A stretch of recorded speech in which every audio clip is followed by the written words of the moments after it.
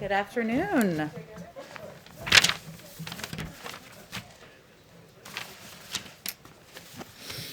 We have another special visitor and guest with us here today. The January jobs report, which we all saw came out this morning, is disappointing and underscores the need to act swiftly to deliver immediate relief to American families. The bottom line is our economy is digging out of a hole worse than the depths of the Great Recession moving at a crawling pace. Today we're joined by a member of the Council of Economic Advisors, Bernstein, who will walk through the numbers reported today by the Department of Labor and how they serve to underline the urgency for the President's rescue plan. Go ahead, Jared.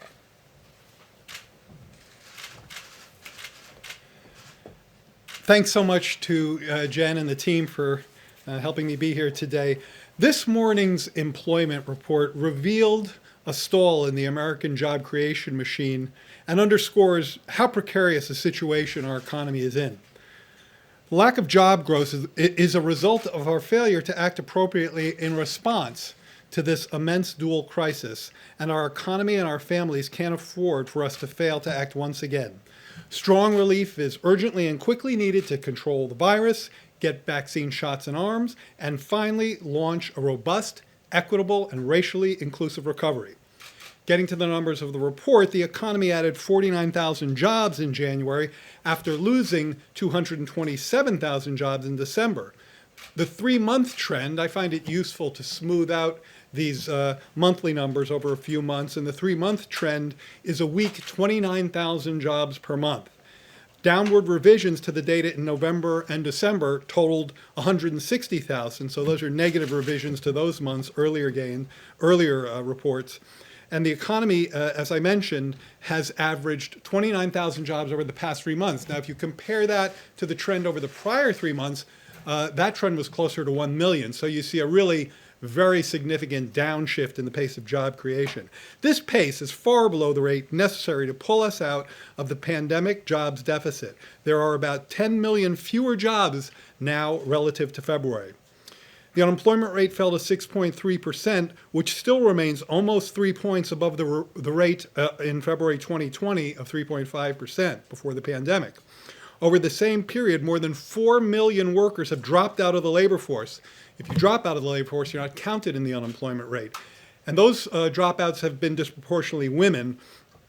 It's clear that there's a need for urgent and sustained action for the duration of this crisis. In January, according to the Bureau of Labor Statistics today, just under 15 million people reported they were, quote, unable to work because their employer closed or lost business due to the pandemic. This number has been about the same since October, after falling in the wake of the implementation of the CARES Act from May to September. Long-term unemployment has risen. This is a great concern of the administration, reflecting the duration of the economic crisis and the fact that the virus was unconstrained during most of last year. Almost 40% of the unemployed in January had been so for half a year, 27 weeks or more. This 40%, that's an elevated rate, and it represents a shift from temporary layoffs to permanent unemployment. Workers of color have been more likely to lose their jobs than white workers. In January, the unemployment rate for black workers was 9.2% and was 8.6% for Hispanic workers, compared to 5.7% for whites and 6.6% for Asian workers. While the unemployment rate for men and women is relatively similar, women have left the labor force in numbers that are of great concern to us. The employment rate among what we call prime age workers, women 25 to 54, is down 4 percentage points, 2.6 million women since February. This larger decrease for women is unusual in recessions and likely reflects both the industries that this pandemic has hit, tourism, services, face-to-face industries, leisure and hospitality, restaurants, and increased care responsibilities that have been pulling women out of the labor force. Certain industries have been especially hard hit. As I mentioned, the unemployment rate for leisure and hospitality workers is around 16%. The elevation in long-term unemployment is especially salient since benefits for these workers will expire soon without further congressional action. Today's report is yet another reminder that our economy is still climbing out of a hole deeper than that of the Great Recession and needs additional relief to ensure that the pandemic can be brought under control, that families and businesses can stay solvent and make it to the other side of this crisis, and that workers can feed their families and keep a roof over their head. With that, All right, I'm going to be the moderator. Trevor. Thanks for that summary. So a couple of questions related to this. First, as far as the $1,400 checks, Jared, do you think that, is there any economic argument for why those shouldn't go to a broader group of people? Is there any argument for raising the threshold that you would need to qualify for that? And then I have a follow-up as well. I think the key argument there is that there are families throughout not just the lower part of the income scale, but in the middle part of the income scale that have been suffering and doing everything they can to get through this crisis. The president has been very clear on an important point here, which is that if you look at teachers, if you look at folks who are in blue-collar professions, if you look at retail workers, healthcare workers, if those folks are unemployed, they can get unemployment coverage, and that helps them. But many of those folks have kept their jobs. Many of them are essential workers, yet they've lost hours, they've lost wages, they're struggling to make ends meet. They face nutritional constraints. Often they face foreclosure or eviction moratoria, which, by the way, forbearance, when it comes to mortgage, does not mean forgiveness. So many of these families are accumulating significant debt that will come due. Now, in terms of the parameters, you've asked about this. Let's do just a little bit of wonky policy analysis, if that's okay. There are three parameters in play here when we're talking about the checks. There's the thresholds, where they come in. There's the level. The president has been firm on 1,400 as a level, which, plus the 600 gets you to 2,000. And then there's the phase out. And it's the phase out range that is that I would say is a variable under discussion in negotiations that are ongoing. There hasn't been a conclusion, but as the president has said, he is open to that discussion. But just as far as what is the economic argument for changing those phase-out numbers? Why shouldn't you just go with what you originally proposed? I think the argument is one that we've heard consistently from some critics, which say that those at the very top of the scale, when you get into the realm of, $300,000, I think has been mentioned. I think it's arguable that those folks don't need the checks. I think what's important to the president is that we don't lose sight of people in the middle of the income scale who continue to struggle with both the health and economic fallout from this crisis. And these checks target them effectively and efficiently. By the way, this is an important thing that comes from some work by the group ITEP, Institute for Taxation and Economic Policy. If you look at the distribution, who gets the checks, it actually, virtually none of it goes to the very top of the scale, and the vast majority goes to the middle and the bottom. Their percentage gains in income from the checks are, double digits compared to those at the top of the scale. So I think that we have to understand that targeting in this case means reaching families at the low end, at the middle end, families who have been hit and are struggling with this crisis. Okay, super quick follow-up. Just one more. Do you think that just beyond this bill, that there needs to be more reform around automatic stabilizers, unemployment insurance? Do you need to do more so that the next time we hit something like this, we have a solution? The president has on occasion talked about this point and said that if our automatic stabilizers are keyed to economic indicators or health indicators, that is a potentially useful policy advance. I know that Treasury Secretary Yellen has talked about that as well. Right now, we're kind of past the stage of thinking about, right now, we're really at a point where we have a package that is calibrated to meet the urgency of the moment. And that's the American Rescue Plan. So that's what we want to focus on. There are all kinds of interesting policy discussions we could and should have, and I think that's one of them. But for now, what we need to do is get this package out there and meet the urgency of the moment. Thank you, and thanks for being here. I want to ask you about some of the criticism by one of your former colleagues, Larry Summers, of course, former top economic advisor to former President Barack Obama, former Treasury Secretary. He has acknowledged the bailout in 2009, by his own admission, he says, didn't go far enough. But he says that this $1.9 trillion proposal is so big that it risks progressive priorities in the future and could potentially undermine the economy next year? Is the Biden administration going too big? No, I firmly would disagree with that contention. By the way, I wouldn't call the other thing a bailout. That was the Recovery Act, and I think that also was an effective measure. But I think that the idea now is that we have to hit back hard, we have to hit back strong if we're going to finally put this dual crisis of the pandemic and the economic pain that it has engendered behind us. With respect to Larry's point, I mean, one thing is just wrong, which is that our team is dismissive of inflationary risks. We've constantly argued that the risks of doing too little are far greater than the risk of going big, providing families and businesses with the relief they need to finally put this virus behind us. Second, I want to quote Fed Chair Jerome Powell, who strongly reiterated this view the other day, I think it was just a week or so ago, that inflationary risks are also asymmetric right now. When asked about this precise trade-off that you're asking me about, he said, and I'm quoting, "I'm much more worried about falling short of a complete recovery and losing people's careers and lives that they built because they don't get back to work in time. I'm more concerned about the damage that will do, not just to their lives, but to the United States economy, to the productive capacity of the economy. I'm more concerned about that than about the possibility which exists of higher inflation." So this is risk management. This is balancing risks. And in our view, the risks of doing too little are far greater than the risks of doing too much. And just one more question. The Senate moved forward with a measure that did not include an increase in the minimum wage.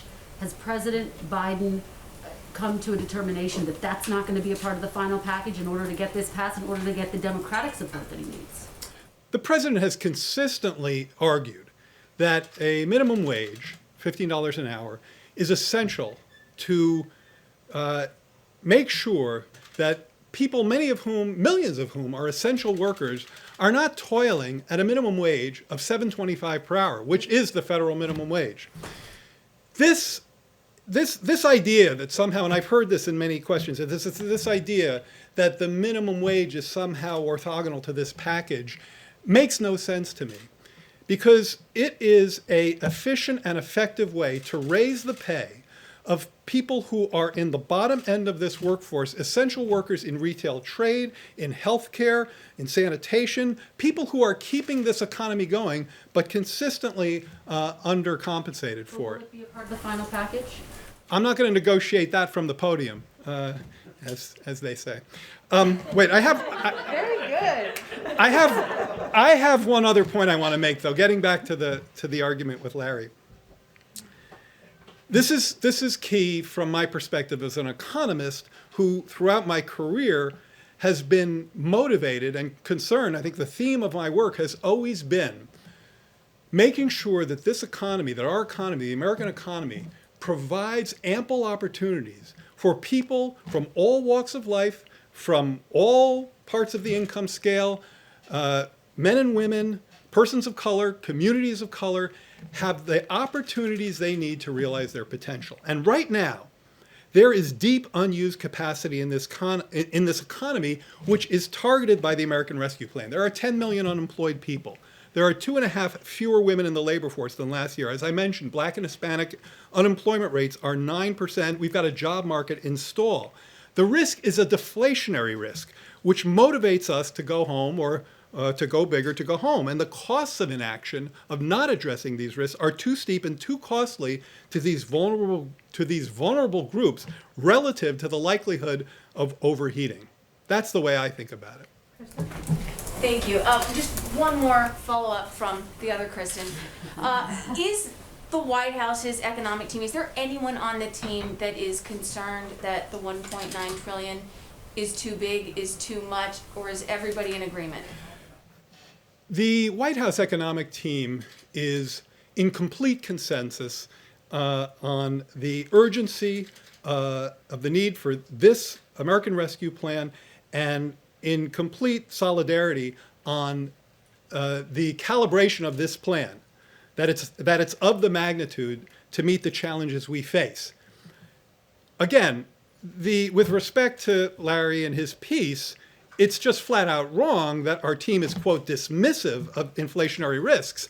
Janet Yellen is our Treasury Secretary, okay? She knows a little something about inflationary risks and has tracked that kind of, has tracked that economic issue forever. I just quoted from Jerome Powell, whose job is to manage that risk against the risk of slack in the job market, against the risk of persistent unemployment, against the risk of people getting stuck in joblessness so they can't get back out and get back into the job market, against the risk of scarring in the economy, meaning not doing enough about current damages so that they become permanent damages and people can't get back into the labor market. And businesses that should and would be viable on the other side of this crisis fail because we haven't taken the steps to get them through to the other side of the crisis. So the team has all of our oars in the water pulling in exactly the same direction on that. Meredith, that have to be the last question. One other question on Larry Summers' criticism, not to belabor this point, but he also raises some questions about your future agenda. He notes that you will have committed 15% of GDP with this bill with basically no increase in public investments. Is this a concern going forward? Where will you find the money to build back better as the president has promised? I think the way President Biden talks about this is not just resonant, but is also follows an economic logic that I think is very strong. Rescue, recovery. The rescue plan, the American Rescue Plan, gets this economy and the families and the businesses in it to the other side of this crisis by finally controlling the virus, producing, distributing the vaccine, and giving people the relief they need to get to the other side. But simply getting back to where we were is a bar that's far too low for the Biden-Harris administration. And that's where Building Back Better and the recovery plan comes in. These are structural changes, by the way, many of which, as the president has said, permanent programs should be paid for. So these are structural programs that, not in a cyclical sense, dealing with kind of getting to the other side of the crisis, but deal with the structural challenges we face in climate, in education, in care, in poverty, in racial discrimination. And I am, and infrastructure, I am wholly confident in this president and this administration's ability to go forth and make a strong case for rescue now, get the economy the other side of the crisis, pursue the recovery, the Building Back Better agenda. As I say, I'm confident about that. One point and then I'll stop. Infrastructure, I get asked about this a lot. And the implication kind of the question is that, well, infrastructure is a Democrat thing and you'll have a hard time with that. Let me tell you a little anecdote. I was testifying sometime a year or two ago in the House. And when I finished my testimony, a couple of Republicans, and I won't name them because this was a private moment, pulled me aside and said, hey, a Democrat, come here. And they said, we want to do infrastructure, but we can't do it because our boss, President Trump, doesn't have a plan. The plan was really an asterisk. I guarantee you, there are politicians on both sides of the aisle who are champing at the bit to make investments in public goods in this country, to do an infrastructure bill that repairs not just maintenance, but gets into clean energy, into broadband, into the kinds of investments that you've heard the president talk about. So I am confident that we work on rescue now, we'll get to recovery next. Thank you. Thank you, Jared, so much. Thank you. Thank you. Well, people often ask me what my favorite part of this job is. It's I get to call up Jared Bernstein or Jake Sullivan and talk to them about questions and bring them in here as often as we can, and that's how it should work. I have a couple of items at the top just to go over and update you all on. First, let's see. At 3 p.m. this afternoon, Vice President Harris and Secretary of the Treasury Janet Yellen will hold a virtual roundtable with participants from local Black chambers of commerce from across the country to discuss the importance of passing the American Rescue Plan. Local chamber representatives will share on-the-ground experiences during this crisis, ask the Vice President and Secretary questions, and discuss how small businesses in their community are faring right now and what they need. A brief note on the tragic deaths of 2 FBI special agents earlier this week. Acting Attorney General Monty Wilkinson will lead the delegation to both Special Agent Laura Schwarzenberger's memorial service on Saturday and Special Agent Daniel Alphen's memorial service on Sunday. At the request of the President, Homeland Security Advisor Dr. Liz Sherwood Randall will accompany the Acting Attorney General to Sunrise, Florida this weekend to attend both services. Last item, tomorrow the White House, and I have a week ahead. Tomorrow, the White House will launch a new effort for the president to regularly communicate directly with the American people. This was a question one of your colleagues asked earlier this week. There is a time-honored tradition in the country of hearing from the president in this way, from FDR's fireside chats to Ronald Reagan establishing the weekly presidential radio address. President Biden will continue that tradition, and we expect it to take on a variety of forms. The inaugural edition will be a conversation between the president and Michelle, who lives in Roseville, California, and lost her job at a startup clothing company because of the pandemic. Look for that tomorrow on the White House digital channels. Finally, next week, the president will be focused on engaging with bipartisan groups on the American Rescue Plan and other key priorities, including current vaccine distribution and national security. On Monday, he will virtually tour a vaccination center. On Wednesday, he will visit the Pentagon to meet with the Secretary of Defense. And on Thursday, President Biden will visit the National Institutes of Health. So with that, Zeke. Thanks, Jen. A couple of quick questions for you. Why is the president going to Delaware this weekend? He is from Delaware and has a home there and is going to spend the weekend with his wife and family there. But the guidance from the Centers for Disease Control and Prevention, as you know, in the White House briefing just a couple of hours ago, was the big X over airplanes. People should avoid travel. Is there an exception to that policy? Well, the key, Zeke, is ensuring that people don't take steps to make others vulnerable in our effort to get the pandemic under control. As you know, any president of the United States, Democrat or Republican, obviously takes Air Force One, a private plane, when they travel. Delaware is his home, and so he looks forward to spending the weekend there and some time with his family. Changing gears a little bit, we know that the president's been vaccinated. Has he been receiving regular tests for the coronavirus while he's been here at the White House? We haven't seen since the transition sort of an update on his testing. I'm happy to get back to you on that and provide you an update. He has, as you know, received his second vaccination, which was done in public. And then a follow-up question from a couple weeks ago. You were asked about the president's policies towards federal executions. Does the president plan to put in place a blanket federal moratorium again? The president has spoken about his opposition to the death penalty in the past, but I don't have anything to predict for you or preview for you in terms of additional steps. And finally, just one last one, sorry, on the speech. It's okay. It's Friday. We've got to get it all out. There's a very different tone from the president. So when did the president recognize that continuing to negotiate with Republicans wasn't going to lead him anywhere, and they sort of had to embrace his proposal and get on board the train before it leaves the station? It seems the time for negotiation is over. It's now the president's trying to get this thing passed. Well, I wouldn't say that's an accurate characterization of his view or the view of any of us. Just to note, even as the package is moving through a reconciliation process, there is a great deal of time. The process enables for time for negotiations through committee work, which will happen next week. And also the majority of reconciliation bills in the past have been bipartisan. And so we certainly are hopeful that there will be opportunities for amendments from Republicans, amendments from others across the board to be a part of this process moving forward.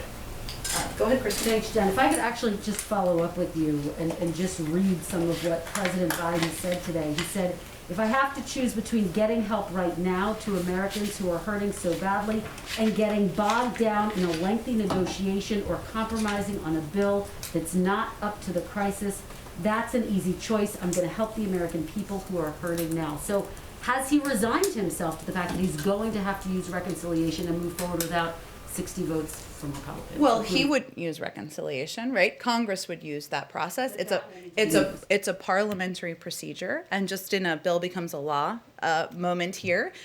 If there is an opportunity to move forward with a bipartisan package at any moment, that can happen. But again, I believe it's 18 of 24, and I can double check this, of reconciliation bills in the past have been bipartisan. And a bipartisan bill has 52 votes, 54 votes, 56 votes. But his point, on the last point, and then we'll go go to your next question, is that we are not going to sit here and wait for an ongoing negotiation where, frankly, we haven't received an offer in return, right? A response offer to what the president has proposed, because the American people need the relief now. Understood, but it seems as though he has resigned himself to the fact that there will not be 60 votes in the Senate for whatever passes. Well, I think the president listens to the American people, who are frankly not too worried about what parliamentary procedure gets them relief, gets shots in people's arms, and reopens schools. And he is certainly hopeful that there is opportunity for this bill, whatever form it takes, to have bipartisan support. And there's an opportunity to do that. History shows that's precedent.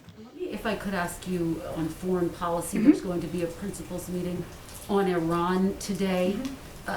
President Biden so far has not accepted or has not moved forward with negotiations over a new Iran nuclear deal. When is the time frame for that to happen? And does he think he'll be able to get Democrats on board with this, Jen? They were quite critical in 2015. Well, first, and you asked this question first and smartly.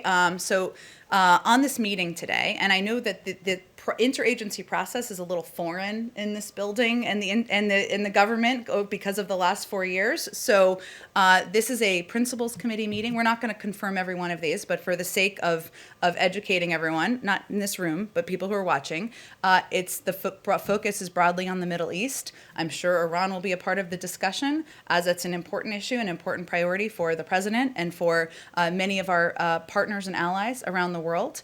But this is not a decisional meeting. It's not a meeting where policy will be concluded, and it's not a meeting the President of the United States will be attending. So this is a normal part of the interagency policy process, just as there are meetings about immigration, criminal justice, the economy every single day across government. But on the topic of Iran, understood, given that you say Iran will be raised in this meeting, is there a timeline for when President Biden would like to try to come back to the table and get a deal on the Iran nuclear? Well, that's really up to Iran.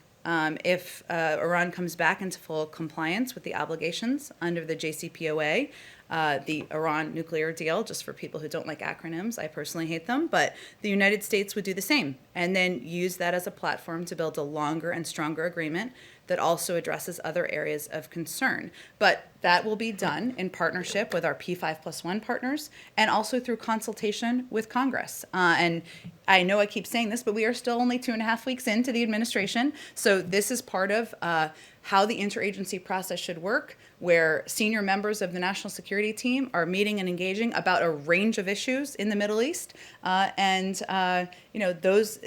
otherwise it's in Iran's court to comply. Go ahead. Thank you, Jen. One more foreign policy question.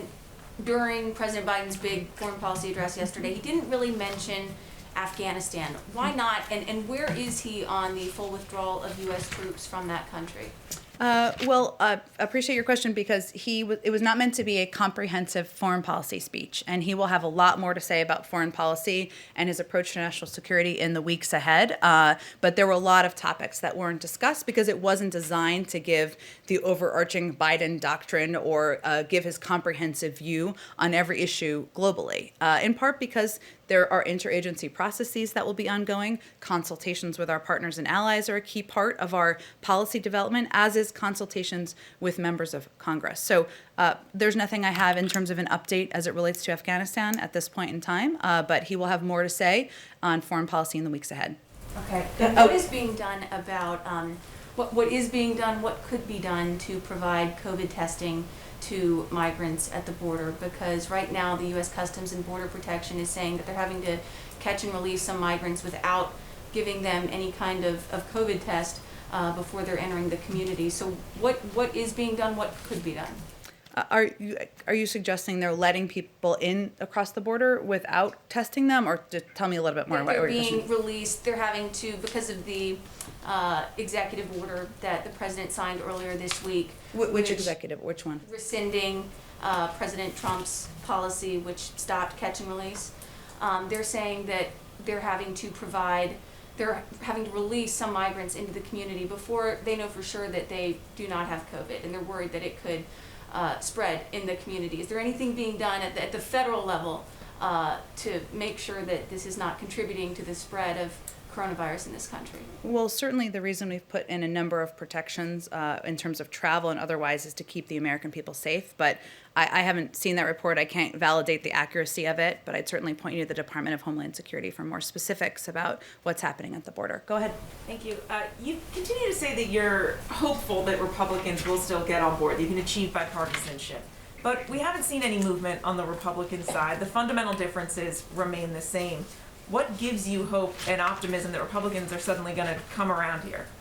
Well, I think one, the vast majority of the American people support this this package that would bring relief to American families, that would get shots in the arms of the American people, and would help reopen schools. Those are not Democratic ideals. They're not Republican ideals. They are American ideals. So we still keep the door open to seek ideas to make the package stronger from any Republican or other Democrats who want to bring them forward. And given the president's remarks earlier and his change of tone, it does seem that he is now okay if this does happen just with Democratic support, despite those hopes and despite his calls for unity. Well, first of all, the president ran on unifying the country and putting forward ideas that would help address the crises we're facing. He didn't run on a promise to unite the Democratic and Republican Party into one party in Washington. This package has the vast majority of support from the American public. This is something that people want. They want to see it pass. They want these checks to get into communities. They want this funding to go to schools. They want more money for vaccine distribution.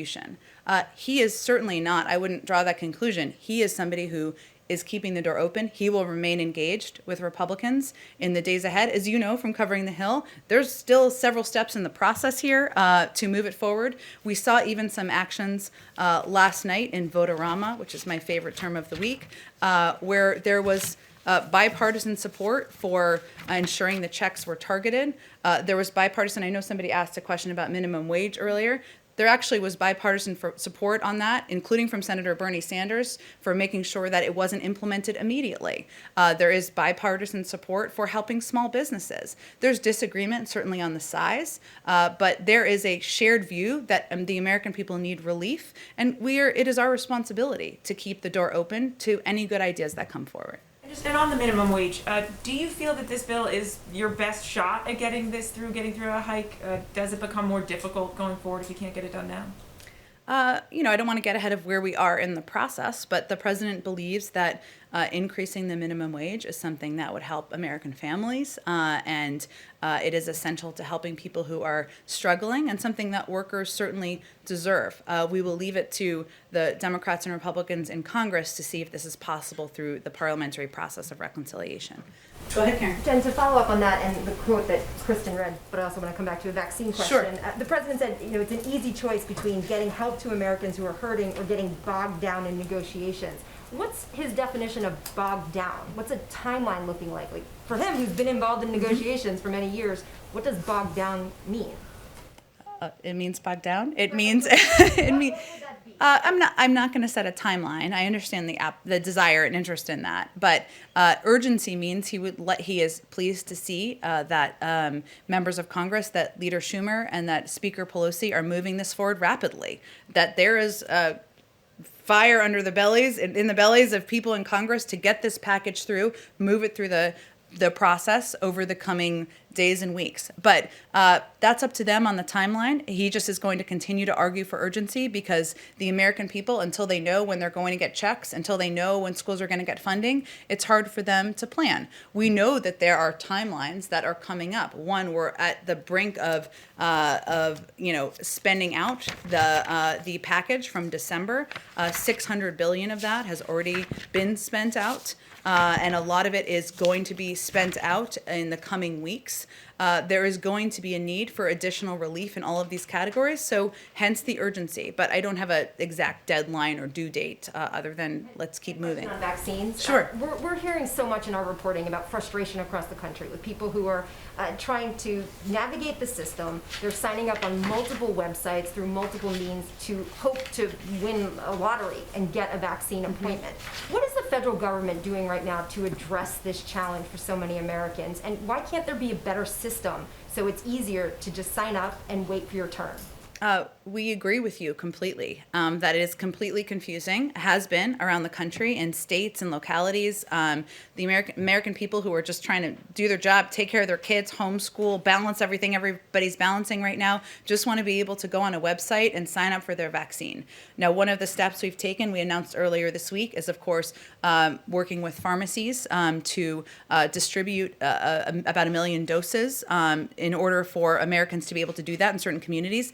That's obviously that number is going to be increased over time. That's one way. There are large plans through FEMA to set up large vaccination sites. That is something that is starting to be underway this week. But our focus is very much on increasing communication, ensuring, exactly as you said, that the American people know how, when they can get their vaccine. And we fully agree. There's been a lack of communication, confusion, and we are trying to work out of that hole, but we're only 2.5 weeks in here. So it's in process. There'd be healthcare.gov, but for vaccines. Jeffrey Zients obviously has a lot of experience with that. Could you do a federalized system?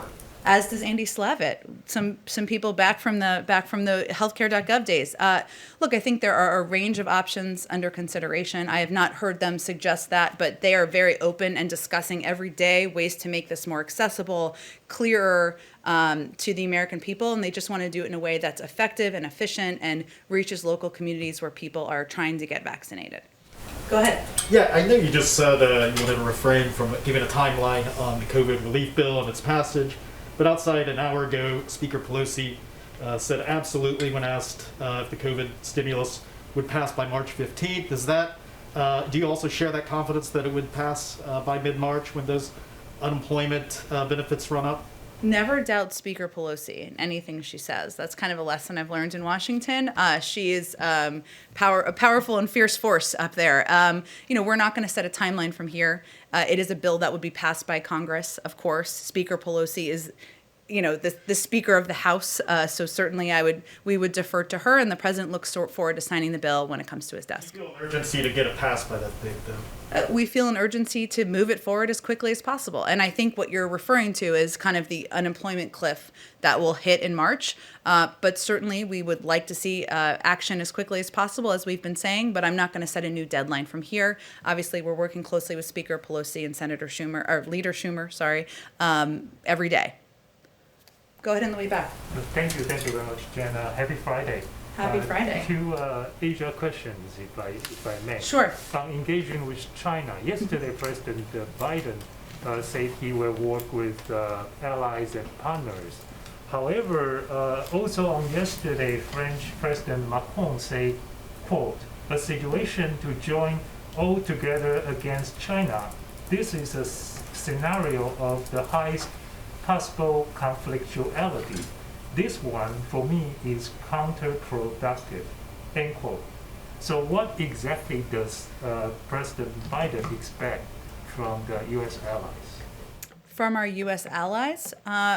Well, we're going to work in close consultation, of course, in partnership with our U.S. allies on a range of issues. We talked about Iran a little bit earlier in the briefing. Of course, strategic competition with China is part of that. But I can only really speak for what our policy is here from this White House and the United States. This administration sees the United States as engaged in strategic competition with China, and technology is a central domain of that competition. We should have no illusions about China's objectives, which are to undercut America's long-standing technological advantage and to displace America as the global leader in cutting-edge research and development and the technologies and industries of the future. The national security and economic consequences of allowing that to happen are simply unacceptable. That's certainly what the president conveys in his conversations with our partners and allies. But this is a major reason why the president's committed to making major investments in science and technology research and development, as well as supply chain security. And we will leverage the full breadth of authorities available to us to protect U.S. national and economic security interests. That's our position here, and obviously he will communicate that to allies and partners as he's having engagements with them. Did you have a second question? Actually, Asian American women actually have the highest jobless rates for the past 6 months. And the report indicates that's because of racism during the pandemic against them. So other than signing the memo, what President Biden can do to reduce the racism against Asian Americans and help them to actually like find a job or to deal with their current situation. Well, certainly one of the things that he can do is speak out against racism of any form, but also how it impacts a range of communities. Asian Americans, of course, communities of color. And one of the factors we've seen in data about COVID, of course, is that the pandemic has had an undue impact on many communities, including many communities of color. I don't have the exact data on Asian American communities specifically, though I'm happy to check on that. But his focus is on getting the pandemic under control in order to help provide a bridge to economic relief and recovery, and that's one of the ways he can help address that. Go ahead. Thank you, Jen. I have two rather quick questions, then a little bit more meaty one, if that's okay. I like the setup so I can know what to prepare for. Go ahead. Okay, so the first quick one. I'll frame it as a yes, no, or maybe, perhaps. I never like those questions, but go ahead. Will President Biden use the power of the bully pulpit to help cajole teachers who are unwilling to go back to schools to go back? Well, one, I'm just going to reject the premise of the question. I will say I have teachers in my family, as I'm sure many of you do. They are the first people to tell you that teaching in the classroom and being able to engage with kids in the classroom, or middle schoolers or high schoolers in the classroom, it makes their job more enjoyable, makes them more effective at what they do. The president is absolutely committed to reopening schools. He wants them not just to reopen, but to stay open. And he wants to do that in a safe way. And we're going to rely on CDC guidance, which again is not officially out yet, to determine the best way to do it. But there are several mitigating factors that we've seen in data to date that will help make it safe. Of course, vaccines are part of that, but so is masking, so is social distancing, so is ensuring that schools have the ventilation and the facilities that they need in order to do it safely. That's our focus. So the president's focus is on, and that's one of the reasons why he's out advocating for the American Rescue Plan. Part of that is funding so that schools can do exactly that. That sounded like a yes with an asterisk. Safely. If you are the spokesperson for the White House, you could certainly say that, but you are not. But you can ask me another question. My second quick question is last year, OMB and the Justice Department made it so that 3 cities, New York, Seattle, and Portland, could be disfavored for federal grants. They were deemed, quote, anarchist jurisdictions for allegedly tolerating rising crime or violent protest.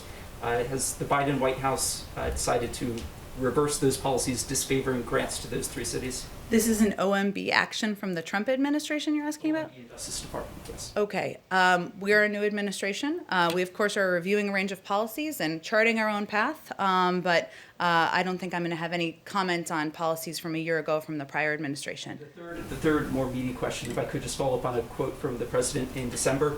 He said, quote, my son, my family will not be involved in any business, any enterprise that is in conflict with or appears to be in conflict with where there's appropriate distance from the presidency and government. Just recently, there were reports that the president's son still owns a 10% stake in a Chinese investment firm formed with state-owned entities. Do you have an update on the divestment from that investment? He has been working to unwind his investment, but I would certainly point you, he's a private citizen, I would point you to him or his lawyers on the outside on any update. Go ahead. Thanks. I have 2 questions. Jared Bernstein was talking about the threshold of the stimulus checks and when they should phase out, and he said people who make over $300,000 or families should not get those checks. We've seen Susan Collins and some other Republicans talk about having the checks phase out to $50,000.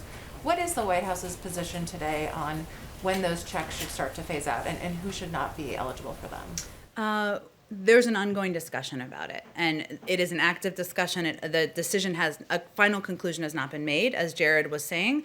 Those conversations are happening with Democrats and Republicans. And as I said kind of the other day, but it still is the status today, the president is firm on the necessity that people receive who are eligible $1,400 checks.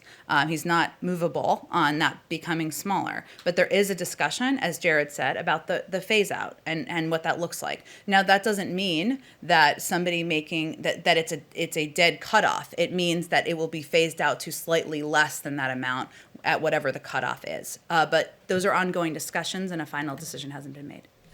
Secondly, there has been a lot of discussion today. President Biden talked about the 2009 stimulus package and lessons that he and other people learned from it. What are some other points of economic crisis that the Obama administration dealt with that President Biden has drawn lessons from? Is it from the auto bailout? There was so much that people were dealing with at that time. What other economic crises did he draw lessons from, and what are those, and how is he applying those to the situation today? Well, it's a very interesting question. I have not had this in-depth discussion with him about the impacts of the Obama administration policies on his thinking. I can say broadly speaking, because there are people who, of course, a number of us who had served in the prior administration. Of course, there are lessons about ensuring we act swiftly when the American people need relief, looking for bipartisan support, which is something certainly the former administration also did. There's also lessons we've learned about how we sell the packages that we're putting out there to the public. And that's one of the reasons why we bring in some of our economic officials or policy experts so that they can help lay out for all of you and hopefully for the public the thinking behind how packages are designed. And also that we need to continue to think about how we break down these packages for the public to ensure we're explaining why we're doing what we're doing. It's not just a $1.9 trillion package, right? It is a package that has funding to reopen schools. It is a package that it has funding to help ensure cops and firefighters can stay in their jobs. It's a package that will get vaccines in the arms of Americans, and it's a package that will ensure that the 1 in 7 Americans who don't have enough are concerned about putting food on the table are able to do that. So those are some of the lessons, but I don't have anything more about what he's specifically drawn from it. It seems like part of that lesson is to not wait for Republicans forever. It seems like you want to move quickly. The president wants to move quickly, as he talked about back on the campaign trail, too, because the American people need relief now, and then we don't have the luxury of waiting months to deliver that relief to them. So that is about reacting and responding to the needs of the American public at this moment in time and the crises we're facing. Go ahead, Chris. Jen, thanks. I'd like to follow up on the issue of school reopenings. Dr. Walensky had said at a previous briefing there is increasing data to suggest that schools can safely reopen and that they can safely reopen without teachers getting vaccinated. You then said the official CDC guidance is not out yet. But there is some urgency to this because schools are making their decisions right now about how and when to reopen. So does the Biden administration have an assessment today about whether schools can reopen with or without teachers getting vaccinated? Well, first, the guidance will come officially from the CDC, as Dr. Walensky, who leads the CDC, would certainly convey to you.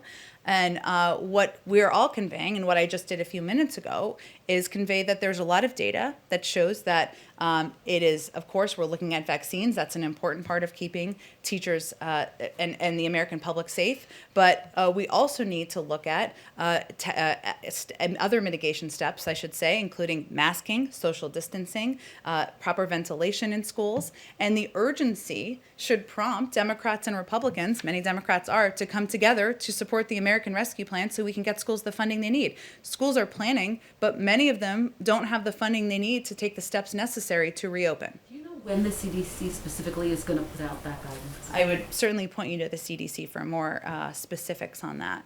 Go ahead, Anita. Thank you. Do you have a sense at this point of when the cabinet nominations will go through? Obviously, we're right up against the impeachment trial. This is what you all didn't want to happen, which is this delay. We don't know how long the trial will last. I'm specifically curious about the Attorney General. I know you're eager to get him in. So any sense of that? And I assume that the President has spoken to Senate leaders about that. Is there anything that can be done?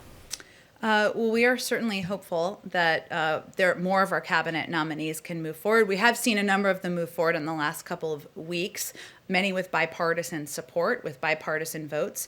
But you're right that getting the Attorney General through, Merrick Garland, is vital not only to the President, but should be vital to Democrats and Republicans in Congress in order to have a leader at the head of the department who can oversee an independent Justice Department and ongoing effort and review any ongoing efforts or investigations that are happening there. This is an issue broadly, the confirmations in general, he has raised in the past with members of of Congress, and certainly there's an understanding about the importance of having his people in place leading agencies, but I don't have anything specific for you to update on the timeline of an attorney general being And confirmed. just generally, there's sort of no specific timeline on when these might be done, just as soon as possible, no timeline? Certainly, Anita, as soon as possible. We are confident that the Senate can walk and chew gum at the same time. As you well know, there was a delay in part because of the need to agree on a power sharing agreement. Obviously, we're past that. And certainly, given many of the comments, including from many Senate Republicans about the qualifications of our Attorney General, the President's Attorney General nominee, and the value that I think and hope we all share to have an independent Justice Department, we're certainly hopeful they can move forward as quickly as possible. Really quick housekeeping, excuse me, sorry. Sure, go ahead. About next week. You mentioned a couple things that he's doing next week. One, on the Pentagon visit, should we be expecting speeches like we saw yesterday at these? I think Jake mentioned that he'll be doing a round of visits, so should we be expecting a speech at that event next week? That's a great question. I don't think we're fully cooked yet in the process. Certainly part of his effort is to thank civil servants and members of the military, of course, for the work they do every day protecting the American people. But in terms of what format the event will take, we're not quite there yet in our planning process. The other thing about next week, you mentioned a couple things, but you didn't mention meeting with members of Congress on the bill. I assume some of those meetings are going to happen next week. Can you tell us about any of those specific things? Will they come over here? Or? Well, many of them will be on recess. But he will be engaged, of course, continue to be engaged with members of Congress. Often those come together the day before or the night before, and we will, of course, keep you updated as those engagements happen or are planned for next week. Go ahead. So we know the president's doing an interview before the Super Bowl on Sunday. I mean, I'm guessing that's going to be an opportunity to reach a huge audience with your recovery plan. Is that going to be what he's going to use it for? And I guess also I'd like to know how will the president be watching the game and who he'll be rooting for? Who he'll be rooting for? Oh, boy. That's my first way to get hate mail from one part of the country. There's a division among our senior staff, I will admit, on this particular question, but I won't name names. The president will be watching the game in Delaware with his family, of course, his wife, Dr. Biden. In terms of the interview, and as you know, CBS is hosting the Super Bowl this year, and there's a long tradition of networks doing an interview with the president. So that will certainly be part of what you will see on Sunday. He, of course, that the anchor who is doing the interview will ask whatever the anchor wants to ask. That's how these things occur. But his objective is certainly to convey to the American people that he knows this time is difficult. He knows it requires a great deal of sacrifice. He's incredibly grateful to the healthcare workers, to the frontline workers, to people who are working every day to keep us safe. And hopefully he will have the opportunity to reiterate the measures that we can take. Masking, social distancing, of course, ensuring that people are getting the vaccine when they're eligible to get the vaccine, and update the public on his efforts to do exactly that. If I might just ask a second one for a colleague who can't be here because Sure. of COVID restrictions, from Brian Karem of Playboy. We saw a break with Saudi policy yesterday in the Middle East. So will the Biden administration openly condemn or implement sanctions against the Saudi government for the death of Washington Post writer Jamal Khashoggi? So first, let me say and reiterate that murder of Jamal Khashoggi was a horrific crime. We are prepared to release an unclassified report with full transparency for Congress. This is the law, and we'll follow the law. Of course, the Office of the Director of National Intelligence would have further details, and I would refer you to them for additional specifics. We, of course, expect Saudi Arabia to improve its record on human rights. That includes releasing political prisoners, such as women's rights advocates for Saudi jails. We're encouraged by the release yesterday of 2 dual national American Saudi citizens. We hope to see further progress over the next coming months. And as noted in a couple of areas we've talked about, there's an ongoing review, of course, of our policies. You saw the president make an announcement yesterday about our engagement in Yemen, which of course is directly connected. But again, there'll be ongoing discussions and reviews by our national security team, and I don't have any policy decisions to read out for you or predict for you at this point in time. Go ahead in the back. Thanks, Jen. And I have two questions as well. Sure. And keeping with the economic theme of the day, my first question. Given the most recent job numbers and the continued unemployment and what you had to say today about particularly how minority communities have been affected, is this the right time to increase the number of refugees coming into the country and to also ease immigration and border restrictions? Well, the president fundamentally believes that having a humane and moral immigration system in place strengthens our country, strengthens our economy, and many business leaders across the country have said exactly the same thing.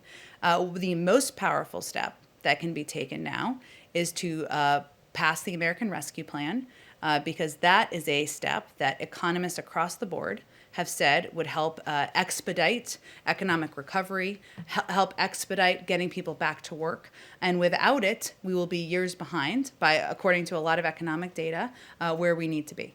And then from the public health aspect of it, considering the coronavirus numbers are still where they are, the president has enacted more restrictions on travel restrictions, including South Africa. How does that play into it with his immigration and refugee policy? Sorry, I'm not sure I'm understanding your question. Well, I mean, considering the coronavirus numbers where they are and that we're doing more restrictions on travel, does that not also then affect refugee policy and immigration, bringing more people into the country, sort of following up on Kristen's Well, question? the refugee policy is increasing the cap. It doesn't change what our travel restrictions or our travel policies are.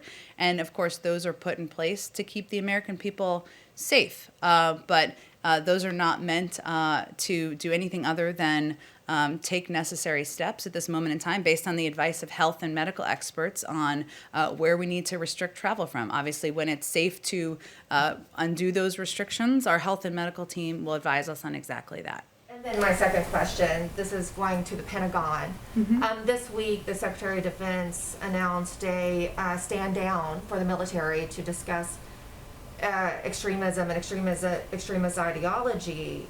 Why would the military need to stand down from enemies foreign and abroad to have these discussions? Well, my bet is that Secretary Austin and my friend John Kirby would disagree with your assessment there, but the president has tasked an overview and a review of domestic violent extremism in the country. That's coming directly from him, happening in the White House. I know that my friend John Kirby has a briefing later this afternoon, and I'd certainly encourage people to ask them more about those plans. Just to further on that, Jake Sullivan mentioned the focus on domestic terrorism yesterday from this administration.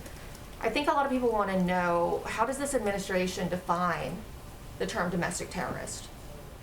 In what way? Well, does that include Antifa specifically?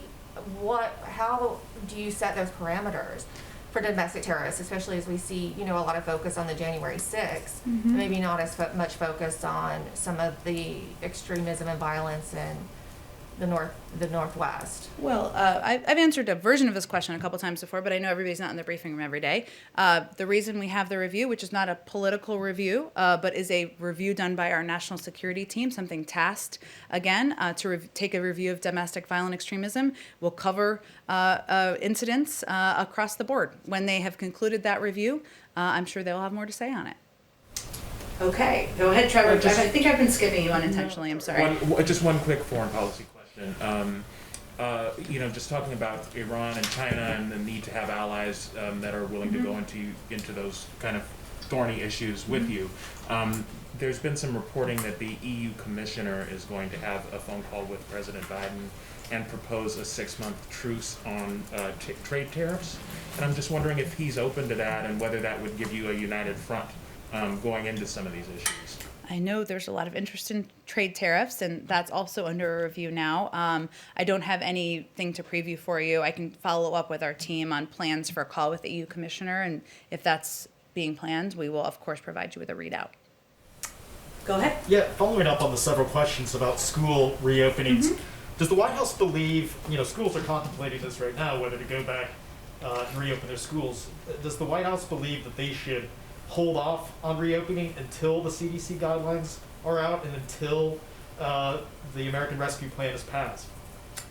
Well, I think some schools are looking for that guidance and also looking for funding. Obviously, different jurisdictions make decisions, but we are hopeful that when the CDC guidelines are out, that will provide some advice, or from a medical, more than that, specific guidance from our health and medical team, the expertise of Dr. Walensky and her team on exactly what mitigation steps can and should be taken to reopen schools safely.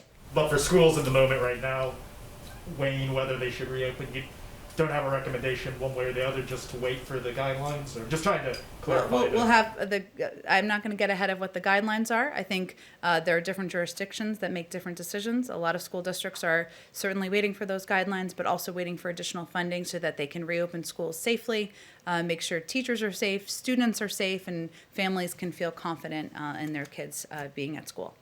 Go ahead. Thank you.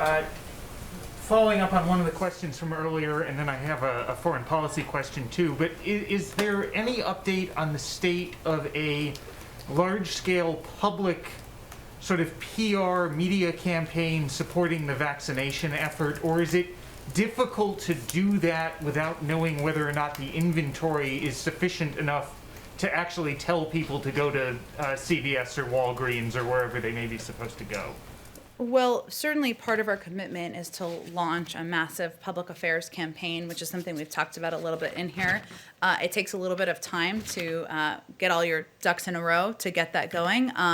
But part of what we're also trying to do is utilize our experts to be out there publicly, do these briefings 3 times a week to, as Karen was asking about earlier, provide more accurate and clear information to governors so that they can also communicate with communities, empower local medical experts and doctors so that they can communicate more clearly with their communities, which are some of the most trusted sources. We've had a lot of officials out on local television, doing local television interviews. So even as we're preparing for more of a widespread, or broad scale, I should say, public campaign, we've also had a number of members of our team doing everything we can to communicate effectively and efficiently on this particular issue. And the foreign policy question, sometime overnight during the vote-a-rama in the Senate, there was a... You just wanted to use that word, I know it.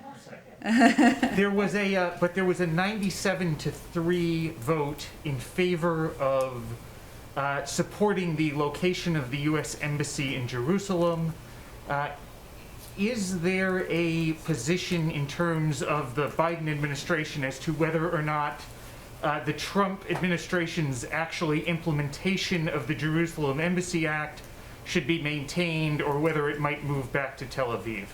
It's a great question. I have not talked to our national security team about it. I will venture to do that and circle back with you directly. Thank you. Thank you, everyone. Happy Friday. Thank you.